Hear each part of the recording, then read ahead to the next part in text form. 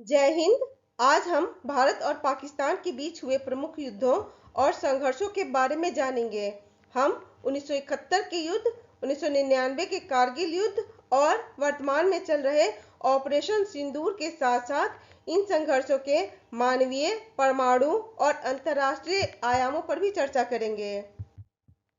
तो आइए शुरुआत करते हैं 1971 के भारत-पाकिस्तान युद्ध से। 1971 का युद्ध भारत और पाकिस्तान के इतिहास में एक निर्णायक मोड़ था। यह युद्ध पूर्वी पाकिस्तान की स्वतंत्रता की लड़ाई से शुरू हुआ, जो बाद में बांग्लादेश के निर्माण से समाप्त हुआ।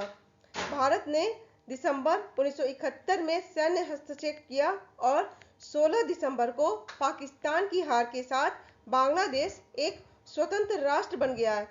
यह युद्ध दक्षिण एशिया की राजनीति को हमेशा के लिए बदल देने वाला था। 1999 का कारगिल संघर्ष। कारगिल युद्ध 1999 में पाकिस्तान के सैनिकों और आतंकवादियों द्वारा भारतीय क्षेत्र में घुसपैठ से शुरू हुआ। यह संघर्ष मई से जुलाई तक चला और भारतीय सेना ने ऑपरेशन विजय के तहत दुर्गम इलाकों को पुनः प्राप्त किया। इस युद्ध ने हमें उच्च हिमालयी युद्ध रणनीतियों की वास्तविकता दिखाई और यह स्पष्ट कर दिया कि शांति के प्रयासों को बनाए रखना कितना आवश्यक है। वर्तमान में चल रहे ऑपरेशन सिंदूर का उद्देश्य भारत की सीमाओं की सुरक्षा को और मजबूत करना है। आतंकवाद और घुसपैठ के जवाब में यह अभियान शुरू किया गया है, जिसमें निगरानी, खुफिया जानकारी और लक्षित हमले शामिल हैं। यह भारत की सुरक्षा नीति में एक आक्रामक रणनीतिक परिवर्तन को दर्शाता है, जो राष्ट्रीय अखंडता की रक्षा पर केंद्रित है। हर युद्ध का सबसे गहरा प्रभाव आम नागरिकों पर पड़ता है।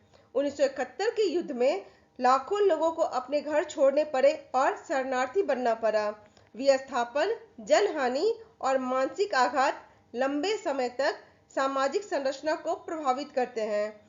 यह हमें याद दिलाता है कि किसी भी सैन्य कार्रवाई के पीछे एक मानवीय पहलू हमेशा होता है, जिसे अनदेखा नहीं किया जा सकता।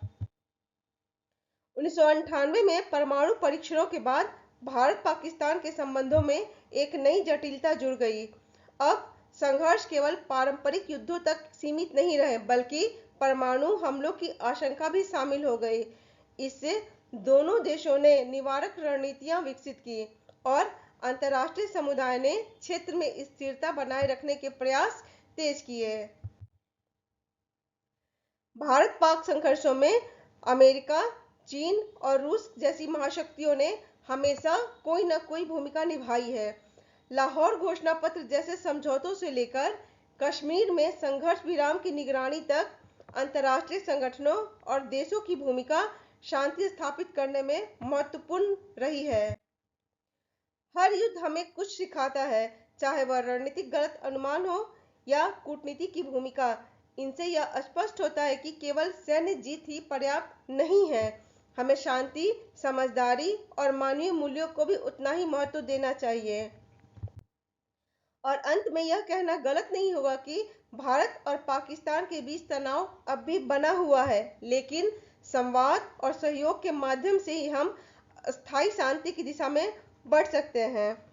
वैश्विक समुदाय की भागीदारी और द्विपक्षीय समझौते भविष्य में एक बेहतर राह दिखा सकते हैं। जय हिंद।